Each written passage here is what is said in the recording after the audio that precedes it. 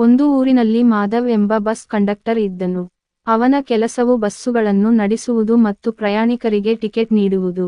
ಮಾಧವ್ ತನ್ನ ಕೆಲಸದಲ್ಲಿ ಹೆಚ್ಚು ಆಸಕ್ತನಾಗಿದ್ದನು ಮತ್ತು ಎಲ್ಲರೊಂದಿಗೆ ಸ್ನೇಹದಿಂದ ಇರುತ್ತಿದ್ದನು.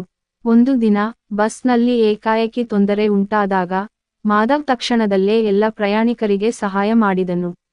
ಅವನು ಬಸ್ನಲ್ಲಿ ಇರುವ ಪ್ರಯಾಣಿಕರಿಗೆ ಆಗುವ ಹಾನಿಯನ್ನು ಸುಲಭವಾಗಿ ತಪ್ಪಿಸಿದ ನಂತರ ಪ್ರವಾಸಿಗರು ಮಾಧವ್ಗೆ ಧನ್ಯವಾದ ಹೇಳಿ ಅವನ ಸಹಾಯವನ್ನು ಅಭಿನಂದಿಸಿದರು.